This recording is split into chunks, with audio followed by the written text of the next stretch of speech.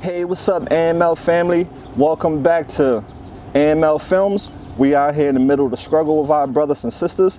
If you're new to the channel, please hit that like and subscribe button. That will get our message out there to the world and to, let the world know about addiction so that way they won't fall into this nightmare. And if you are returning AML Films family member, I thank you so much for your love and support.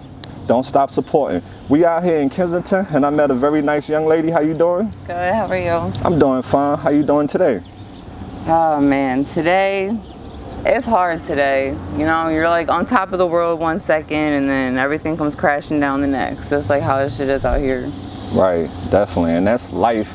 So let's talk about your age. How old are you? I'm 23. Well, where are you from originally?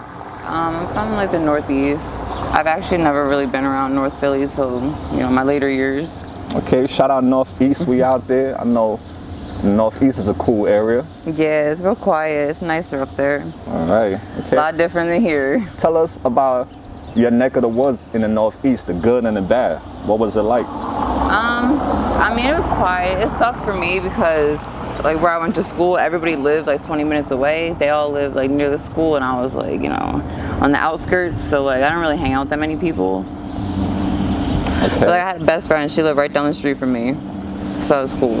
Okay, that's But yeah, it's just real quiet around there. The cops are weird because it's in the county. I'm really from the county. No one ever knows where it is though. Got you. So let's talk about childhood. Paint us a picture of your childhood. What was it like? I'm not gonna say it was like the worst. I didn't have a bad childhood. My parents just like they weren't happy, and like they really, that rubbed off on me and my younger brother. He's 19 now. We're like 4 years apart, and they were just always fighting. And my dad's just real. Doesn't let shit go. He's always on you. He's real annoying. So every time he came home, everybody would just have anxiety, go hide in their rooms where they were arguing. Then they got divorced when I was older in like high school, and that was like the best thing that ever happened, honestly. I feel bad, but they ended up living 1 street away from each other. They get fucking divorced, and my mom moves 1 street away. So we had to go over there like every other weekend, but I don't know. Me and my dad don't get along. Me and my mom do. She's a fucking rider. She's done so much for me in my lifetime. She's just burnt out now. Right. She's like, when are you gonna call me with some good news? I'm always calling her with bad news. I'm gonna switch angles. That sun is like banging in my face, so this is a perfect. Yeah, this is better. Yeah. Yeah. So yeah, continue there. Yeah, but my mom, like, she's always been there. Every detention, suspension, arrest, she bailed me out of jail, like. Man, she answered every phone call. She used to pay for like every phone call too. She didn't know how to make an account. Bailed me out. Oh, that's she never turned her back on me until like she said, I never call with any good news. It's always like I got in trouble or this happened or going through crazy nut shit on the streets. Got you. You have any favorite childhood memories you can think of? Yeah, just hanging out with my brother. I miss him so much. I miss him more than anything. Like, that's my world. I would always just pull up on him. We would smoke. But he's doing so good. Like, he works at Giant and shit. He's getting promotions, saving up for his first car. He's good. He stopped smoking weed, doesn't drink, he doesn't do shit. He's awesome. I look up to my younger brother. So I definitely miss hanging out with him. Any memory with him. Right. Yeah, well, at least you got some good memories. Some people that I talk to out here, they don't have any. And that's sad, right? That's terrible. Let's go in high school and middle school. What type of student were you? I was always like, I'm not gonna say popular, but I was always liked. I always wanted to be left alone, but I never really showed that. I always stayed to myself. I wasn't the most outgoing, but everybody always found their way to me, and that was okay. But I was pretty well liked. I wasn't bullied or anything. That's good. High school was hard. My senior year, one of my best friends died of sickle cell when he was on vacation. So like that whole senior year for me was just, I went from like all A's every year to straight F's. I was scared I wasn't gonna graduate.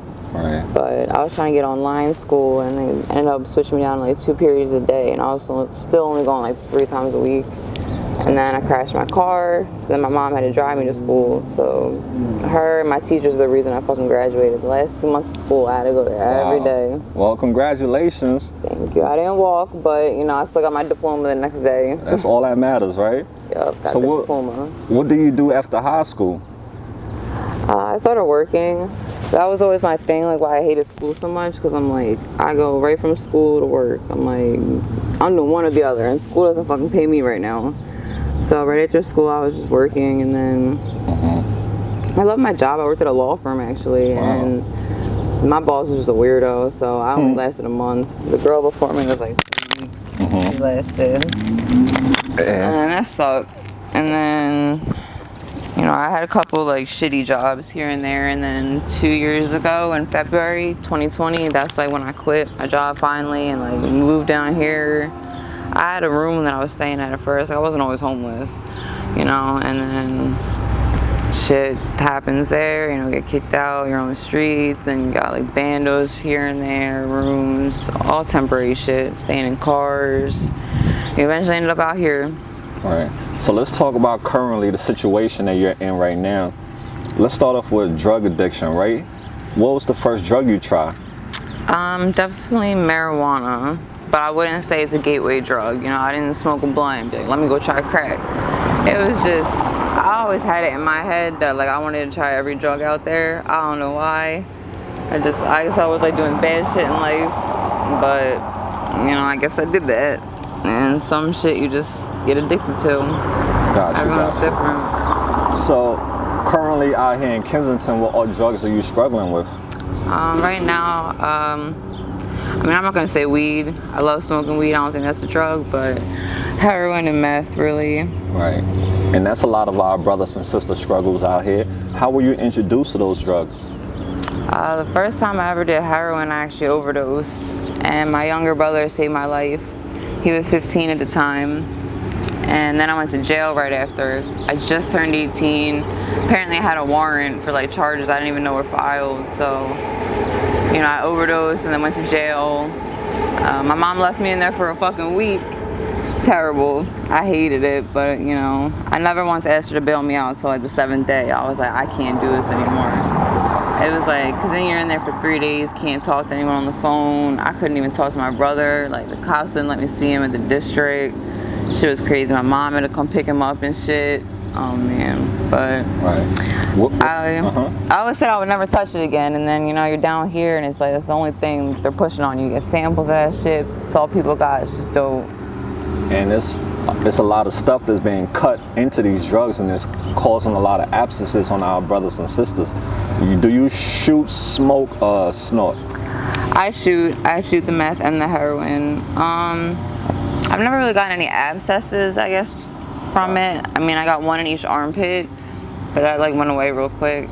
I only got like marks on my neck and my arm, but I don't know, I guess I'm lucky, but I also try not to pick at my skin like that. Some of these people out here, like, oh my God, I'm scared for them.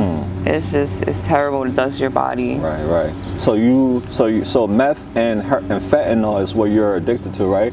Now, you say you mix both together?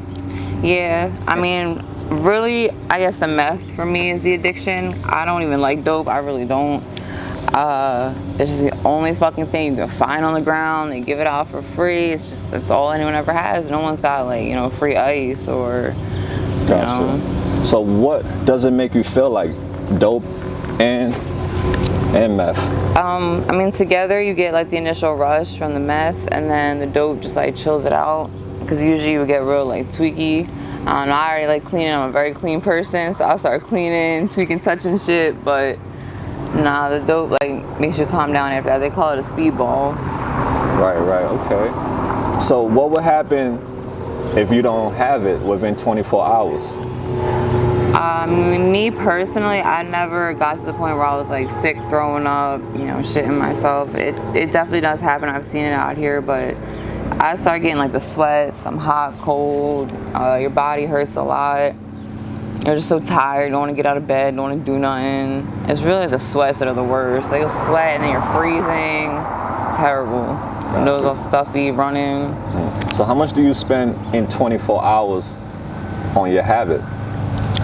Wow. I mean, some people would laugh at this. Like, dope, I don't even do like a quarter of a bag. I've never even gotten up to like a full bag a day. So like dope, I could live off fucking scrapes, you know, the empty bags people have. But meth, probably like $20 to $30 a day on that.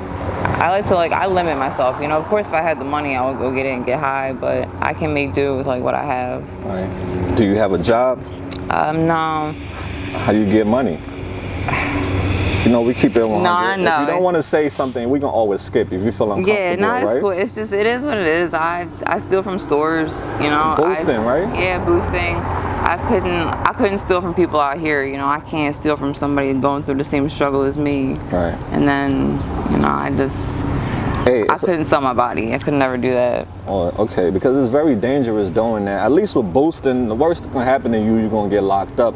But with doing dates, you can get killed. Oh my God, you can get kidnapped and held in people's basement. I heard all types of stories. Yeah, me too. Tell me, what has been your worst experience that you have seen or that you have heard about out here in Kensington? Probably heard about was, yeah, like you said, this girl, you know, she was walking down the street and fucking 5 guys like took her into a house and kept her there for 5 days, shooting her up with dope. She would like, you know, piss on herself. She was all like handcuffed to a bed and shit, and they like raped her and shit for 5 days. You know, I know her. Like she's so sweet. She's the sweetest girl ever. Like I can't even imagine what the fuck she went through for 5 days. That's horrible. And she's gotta walk past these guys, and she sees them out here, you know, and they tell people what they did, and nobody like seems to like see a problem with it. It's just shit that goes on down here all the time. It's sad. How do you stay safe out here? I mean, I keep a little pocket knife. I'm not afraid to use it, but my biggest safety blanket is my husband. Like I can't thank him enough. He's like saved my life, literally, physically. He's handled shit for me. Like he doesn't let nobody give me problems. Like I'm good because of him. Do you meet him out here, or you guys was in a relationship before? Yeah, we met out here. You know, he actually kind of saved me that day too, but you know, it's always been more than that. Like we've been through so much together. We've had money. He had like 13 grand, you know, PUA money, and then we've also been on the streets with nothing. And he would get up and get it every day for us. Like he always takes such good care of me out here. So let's go to homelessness, right? You're out here. You're homeless? As of right now, as of yesterday, yeah, we've been on and off the streets, homeless, in rooms, bandos, cars. But yesterday, his mom kicked us out. We were staying there for a couple weeks, and she gets high too. So, you know, it's like if you don't have drugs for her every day, then every other day it's get the fuck out. So, right. I feel bad. He shouldn't have to go through that shit. Yeah, I'm so sorry you guys is going through hardship in life. You know, I hope something better come your way real soon. So what's 24 hours a day in your life look like out here? Man, out here it could be boring or it can be fucking all hell breaking loose. It's just down here is so unpredictable, but we try to stay out the way. I mean, it's kind of hard. He's 6'9", and you know everybody knows us, but it's always good vibes usually when people see us. But you know, we just mingle around, try to stay out the way, go get some money, chill, Gotcha. Try to take time for each other. How is your mental health out here like? It's terrible. I mean, I feel like everyone's down here getting high for a reason, but you know, I'm just numb to everything because of it. The drugs, right? Yep. What was your life like before this nightmare?